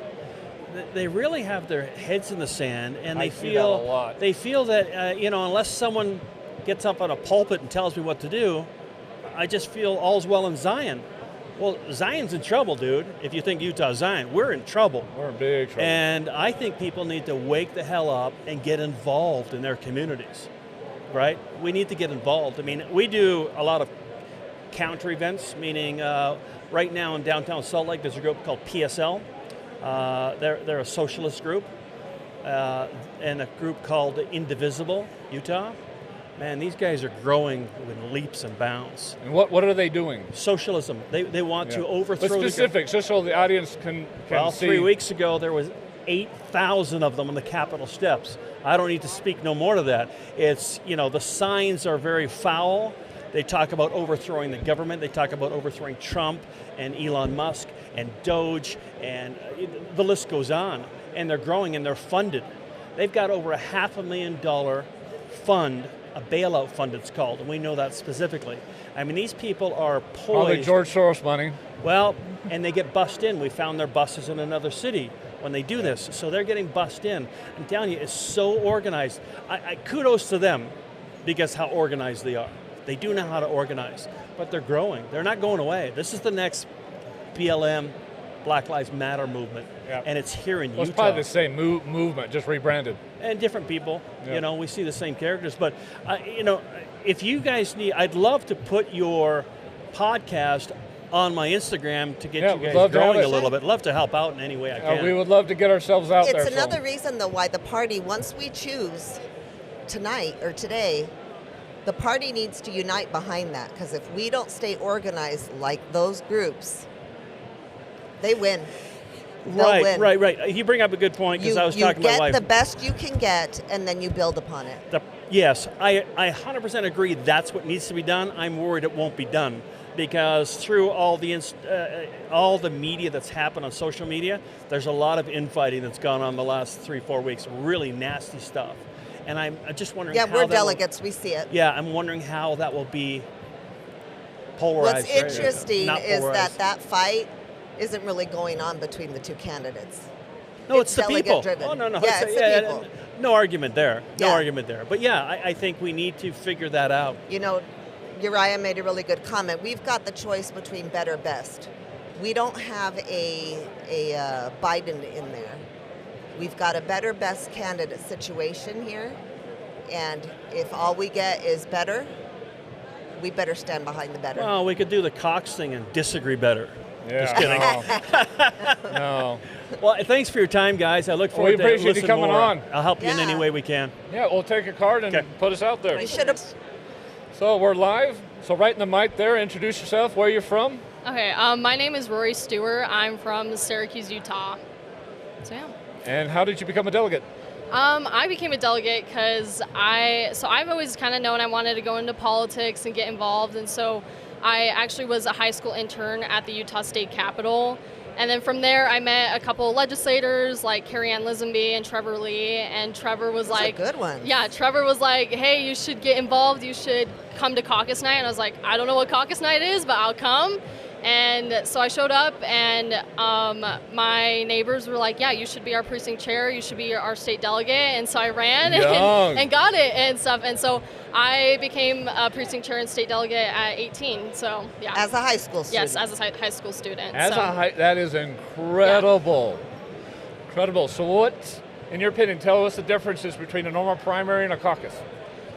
So a caucus is like, just your neighbors, like really like grassroots type of like stuff. And then a primary is like if you think of a primary, it's like more broad, like it's like people who register as Republicans but maybe aren't as involved and stuff like that. So primary is like more broad and more of like the broader like electorate like of Republicans, and then caucus is more like the grassroots, like people who are like, going and knocking doors and like stuff like that and getting candidates elected from the party. And why do you think the caucus system works? I think the caucus system works because it really like gets people involved and know like who like candidates are, who is in our government, and be able to hold them accountable in our in our government system, our legislators. And I think the caucus system works because like you're able to meet your neighbors, you're able to get to know people who have similar ideologies from you, you're able to debate policy on a greater level and be able to come up with better policy ideas. And yeah, it's just a good way to like network and like meet more people, and really like build up like the party and build up like get more members to join and get more people like involved in like our government and system in general. Where did you get your principles from to have this kind of intelligence? I got it from my parents. My parents are my best example. I grew up, I'm LDS, and my parents have just always kind of instilled in me like conservative values and stuff. They were never like political really, like they're not really heavily involved in politics, but they kind of just have like subconsciously and like have like instilled in me like these conservative values of like being pro-life and like standing up for like the Constitution and things like that, and that we live in an amazing country. And so so they're the ones that have really instilled into me these values, and I completely Good like job, agree Mom with and them. Dad. Yes, kudos to Mom and Dad. I love them, and they have done an awesome job with like instilling those values in me. So you're a college student now. Yes. Are yep. you active in student government? Yeah, so I'm at the University of Utah. I know, a rough place. Wow, It's a rough place. rough Yes, place. it is a rough place, but it is worth fighting the fight there. Like, even though it's in Salt Lake City, like it is worth like going against like them trying to indoctrinate and stuff like that. But I'm actually a part of the College Republicans at University of Utah. So I am the communications director for the Federation of College Republicans. So I write like press release statements, and I write like our like resolutions and things like that. And then I'm also part of the student government at University of Utah. So I'm a part of, it's called ASUU, Associated Students of University of Utah. And I'm a part of there, and I was able to write a couple of like pieces of legislation in our student government for the university to help promote. One of my pieces of legislation was to help promote civic engagement among youth, because 18 to 25-year-olds tend to be the least, like the lowest voter turnout, and so I wrote a bill to help encourage more civic engagement among college students. And what are you seeing at University of Utah, the different sides of opinions and? Oh, it's crazy. Give the audience an experience, because I mean most people are not up there to understand that or experience that. Yeah, it's like the Democrats are like, yeah, they're fighting against us. Like so I'm a political science major, and so like I've had multiple political science classes. Every single one, without a doubt, has like been trying to indoctrinate me with like liberal. The professors like, themselves. Yes, the professors are trying to do that. I had a professor this last semester. Every single class period, without a doubt, he would at least make one comment per class period how much he hated Trump and how much he disliked the Republican Party. Every single class period, every single one. Because that so belongs in a college classroom. Oh yeah. So it is very like active. Like it is a very much a real thing. Are you outspoken at all in that classroom? And does that affect your grade? It affects grades. I try to like definitely like point out like some conservative, more leaning views and stuff like that. But I try to play it careful. Like I pick and choose my battles. I do want to get good grades. I want to graduate, but I do definitely like try to like point out to them and be like, hey, like not everyone agrees with that like statement that you made. And so I definitely try to fight against that. And then College Republicans at the University of Utah has done a good job with like really trying to like push like getting more members, getting more people to join. And how's being that like, going? Is it working? Yeah, it's working. Like we're getting more people, and there are Republicans at University of Utah. Like they're just like they're more silent, they're more quiet, and so we're trying to be like, hey, you can join us, you can like express your views, and you can like there's a group of us here that think the same, that have the same like ideologies and stuff like that. There are people here, and so we're trying to just find those people and reach out to them, and so that's what we're really working on and pushing at University of Utah. I can't imagine having to attend classes and have that kind of professors. Oh yeah. What are you seeing from fellow students? Fellow students, like at least in my political science classes, most of them are liberal, and so they're just like, yeah, this is great. Like they just think it's fantastic, and I'm just like sitting there like, no, it's not. And they're like, they just add on to the conversation like, yeah, Trump does this, and this, like he's just awful. And I'm like, no, like you're definitely like reading into the liberal rhetoric. Yeah, they're definitely reading into the liberal rhetoric that they have on their side, and not really looking at the actual like what's happening and stuff. And so we're just fighting the good fight there. So were you up there when Charlie Kirk came to town? Oh, I wasn't. I was still a high school student, but I heard it was awesome. Like because I have a couple of friends that are in College Republicans that were there, and they said it was the coolest thing and stuff. And I wish I was there, but I was a college student at the time, so I didn't know about it. But yeah, hoping he comes again. I'm hoping he comes to campus again eventually. You hear that, Charlie? Yeah. But yeah, so. Yeah. All right. What do you think of this event? It's been awesome. I'm excited. I've been walking around getting to know candidates. I was helping at the College Republicans table, and I was helping at Americans for Prosperity table too, and stuff like that. So I was helping them out and just meeting some delegates. And yeah, I love how active and involved people are, and that they really do care about the Republican Party. Is this your second year as a state delegate? Yeah, this is my second year as a state delegate. So it's kind of cool to see not like a prime election year. Like it's like cool to kind of see it on an off year and stuff like that, and see how it works and functions and stuff like that. So that's been really cool. Yeah. That is awesome. Well, I'm glad to see that the youth is not completely lost. But yes. No. It's there also are sad people to out see how bad it is up at the universities.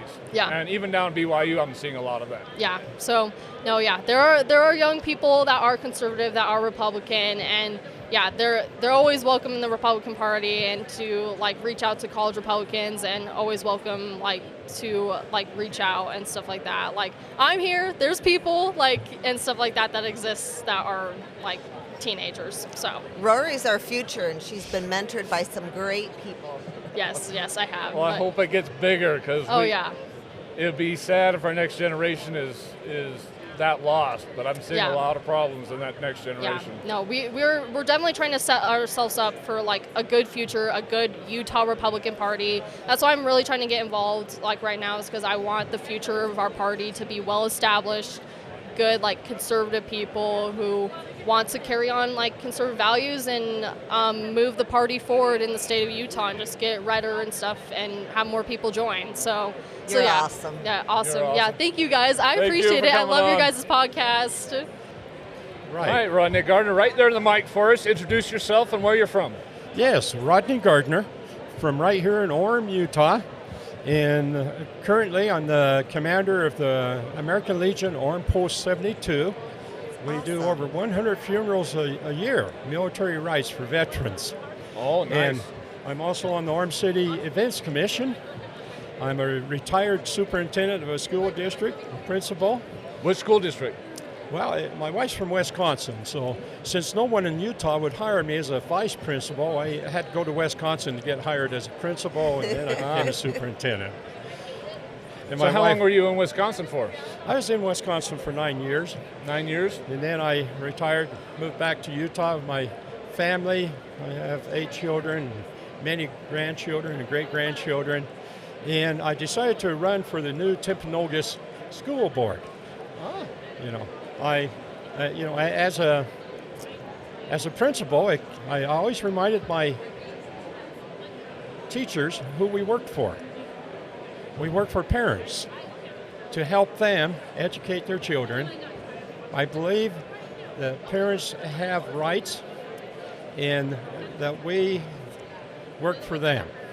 Exactly. More parents want to hear that. And I also, as a superintendent, was able to streamline the finances of the district in order to operate under our budget.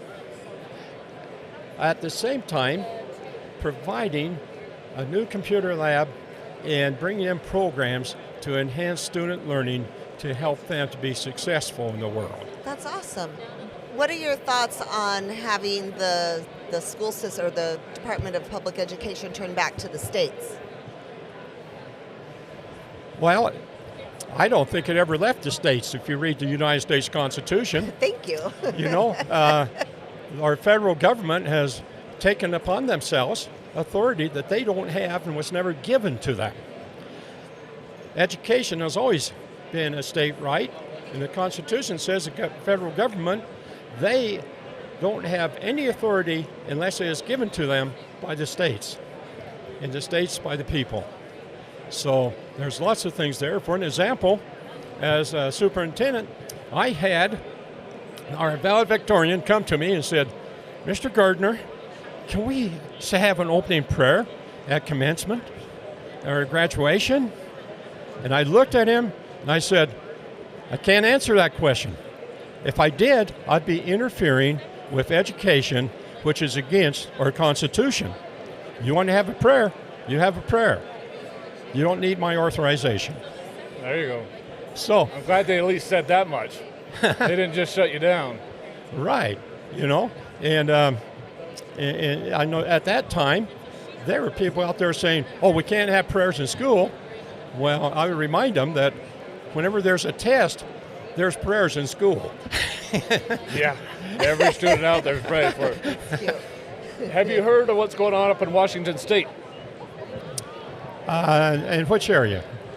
Well, they have removed parental rights, and so the schools can no longer tell parents if their kids are transitioning.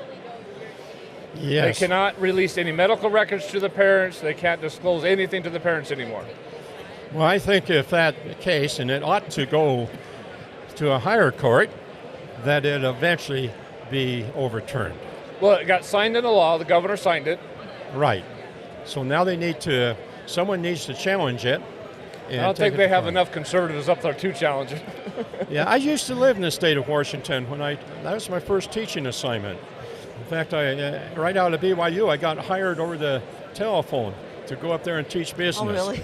So I studied a lot of economics and business and computers and so forth. And so. What year was that? That was I graduated from high school in 1963. So in less than 60 years, look at the change right. from when you were there to what they're doing now. You're right. And so it took me a while to get through college, 13 years, because I thought you had to work to pay your way. But once I did and got an education, I made sure that parents' rights were protected, that students were offered programs, and that all the all the waste and garbage was cut out of the budget. I had a zero budget, which meant that any department needing money had to justify the need for it. You had your own DOE. Right. In fact, when I started out, it was a smaller school district, so I was also the district administrator, the financial officer, the human resource person. I did it all when I first began. You did do it all. But then I was hired in a larger district. But hey, I appreciate being on this podcast and what you guys are doing. Before you take off, what are you doing as far as for veterans? Tell us about your veteran endeavors. Sure. In fact, today we have 2 funerals. Both of these happen to be in Orem. We got one coming up next week. We got about 4 next week in Linden and other places. We go as far as Alpine and up to Camp Williams and as far south as Springville, and offering funeral rights to those families that has a member of their family that was a veteran. So we go to over 100 funerals a year. We also take care of our own. We don't have the resources to take care of all veterans, but if they have children in the home and say they lost their job and they need to make their mortgage payment, we will give them temporary financial assistance. Oh, that's we good. also go into schools, do flag ceremonies, and talk about patriotism. We also go to retirement homes. You'll see us Cry for Freedom festival here in Orem around Veterans Day. You're probably doing some Memorial Day. Yes. In fact, we have invited Congressman Mike Kennedy to be our guest speaker at the Orem Cemetery on Memorial Day at 10 a.m. Oh, you're so lucky. That's awesome. So we're doing a lot for the community. We're all the time getting compliments from the mayor and the city council for our involvement in helping the community. Our post was the very first post or very first organization to give a donation for the Freedom Park that Orem City is towards the Gold Star Monument, recognizing those families that had a member of their family die in service.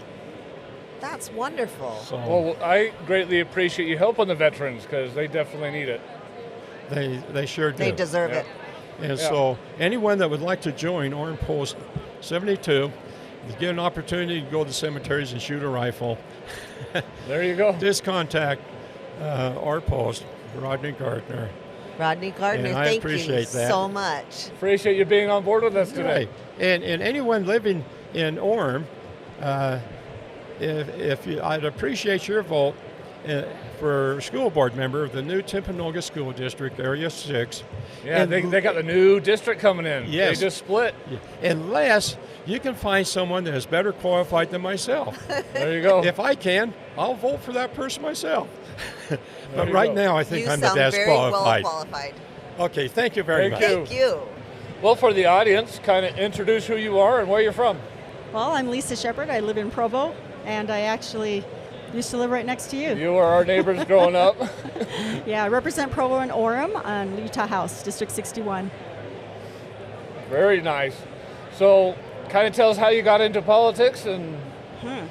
Well, I had a neighbor. Her name was Kristen Charrier, and she told me to come and go to a caucus meeting, and I did that. I had another neighbor. Her name is Marcia Judkins, and she had me come be a neighborhood chair with her in the Provo City government area. And so one got me into partisan and one got me into nonpartisan, and I started just going both routes for a while, and then I just drifted over into party politics, and I just kept doing that, and I've been the state party secretary, county party secretary, Constitution Violence Committee chair, district chair, precinct chair, delegates, national delegate, all those fun You've been things. involved for quite a while. I've been yeah. seeing it. Yeah. At least when I was down in Utah County, I saw a lot more of it. Yeah. But I'm up in Davis County for so long, I don't see a lot what goes on down there anymore. Yeah, it's really it's being in the legislature is not something I really thought that was going to happen, and Marcia Judkins called me and said, "Hey, I'm not running again. It's your turn." And then I thought about it, and before I could even make a decision, she was telling people I was running. And so I think talked to my all of us husband. knew you were going to eventually. So how did that campaign go? How did you get it started? Well, in all honesty, the campaign was a group of 5 women over 60 years old, and we went and knocked doors and did everything. Put up signs, and one of my sons helped me quite a bit, and just once in a while he'd go out. He helped me knock doors a little bit, and so he's the exception. But everybody else were there all. That's untrue. There were 5 over 60. One was 57. There you go. So that's how we did it. The biggest fight right now is obviously SB 54. So tell us your opinion of SB 54 and our fight to keep the caucus system alive. Well, I'm a caucus convention only candidate, and there's the timing right now. We have to be really careful with Count My Vote, and we want to be sure that when we're approaching SB 54, that we're approaching it with all the voters in mind. But I believe since I've been in the courtroom with SB 54 in the very beginning, I've been fighting it since day one that this happened. But I believe that we need to be sure that a private organization gets to select their candidates, and that's my position on it. That's my position too, is the Republican Party should be selecting their candidates. And we've said this many times on many of our podcasts, that the podcast system keeps it honest. It keeps money out of it, right? Because if it's primary, then it's just popularity and who's put most money into it. Yeah, when I did my convention race, it was probably around $1,200 total. And some of it I actually didn't need to spend, but I did. I wanted some flyers and, just the gas, everything, right? Gas isn't even included in the totals. But when it went to a primary, because I had an SB 54 opponent, and I won the convention with 70.27% because the delegates are so awesome. Yeah, awesome. And most of them were new in my district. And I've been the district chair, so people's like, oh, they're all going to vote for her because she knows them. But the reality is there were so many new ones, I didn't know them. So I did the work. I talked to them. I listened to what they had to say. And I believe that I was the candidate that best represented them. And I didn't make it about me, I made it about them. And I think that's what's the most critical part, is when you're a representative, when you're running for things, it isn't about us. It's about everyone else.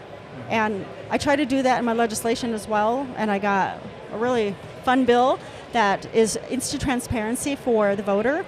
So at the state level, you have to put in a conflict of interest statement before you can file. But you didn't have to do that for any other races. So I ran a bill. It's the most common sense transparency bill. So now if you were to run for city council or local school board, any of the race, mayors, any races, you'll have to do a conflict of interest statement ahead of time.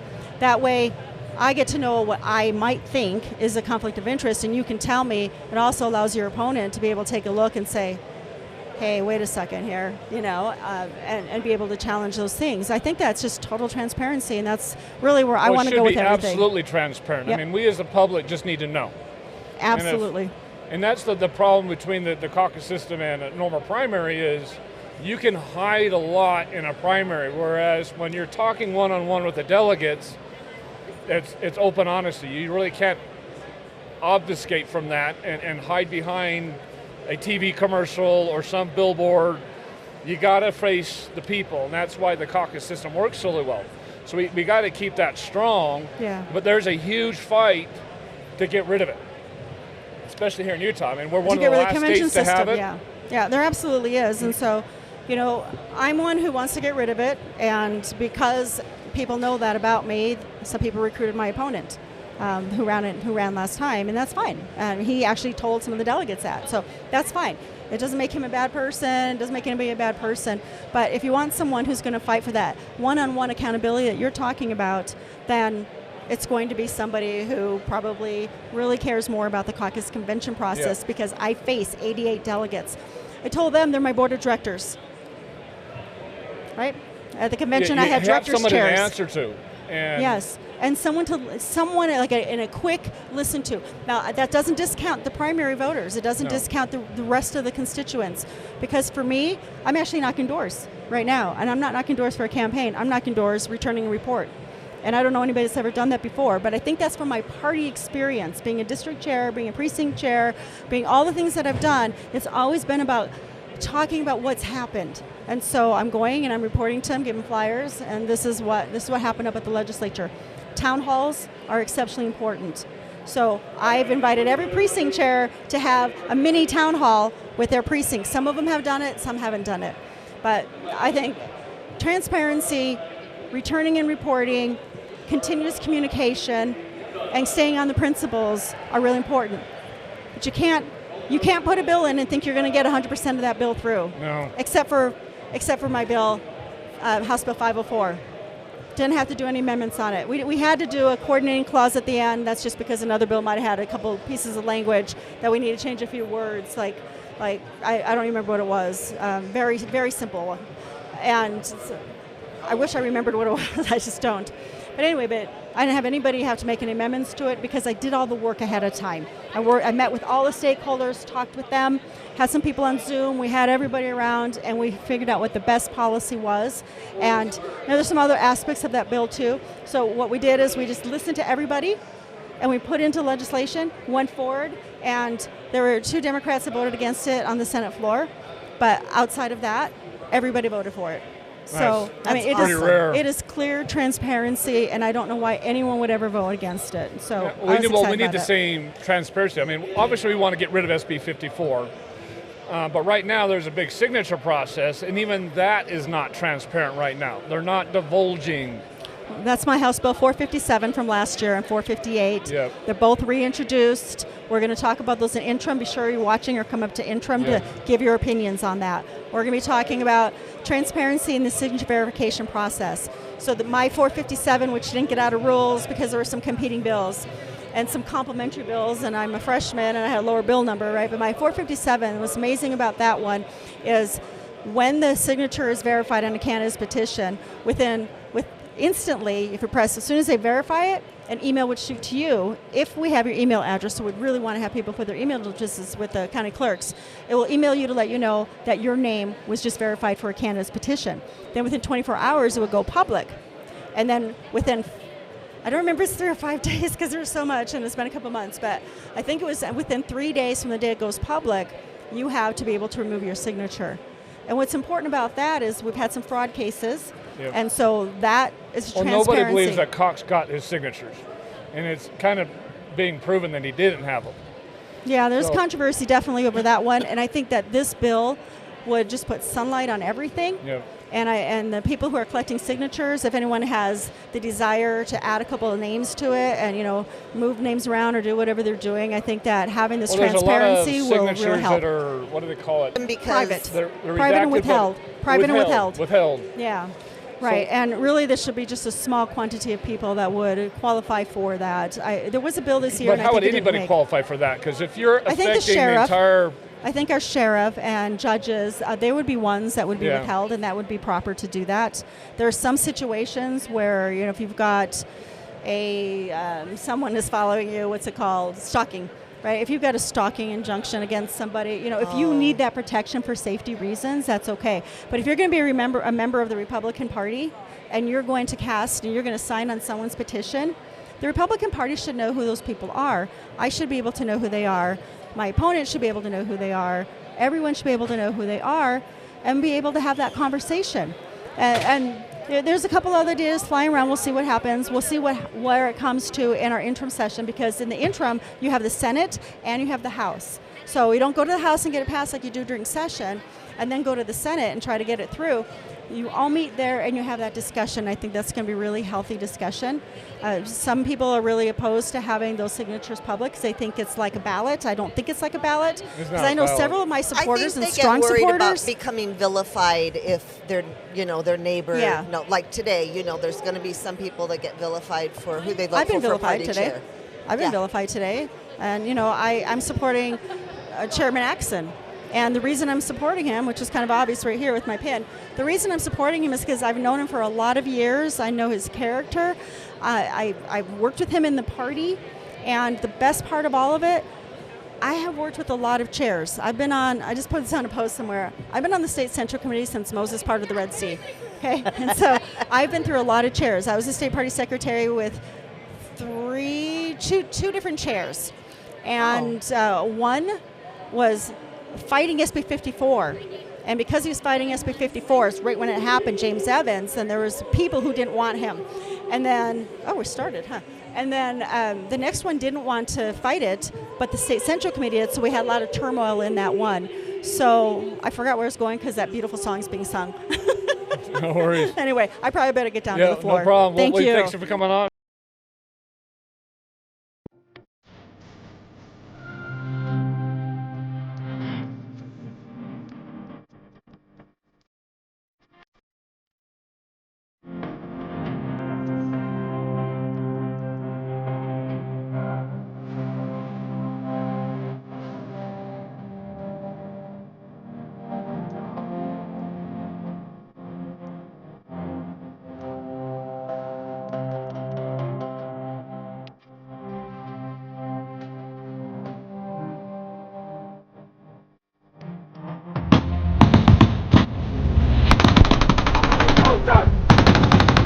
I can't see!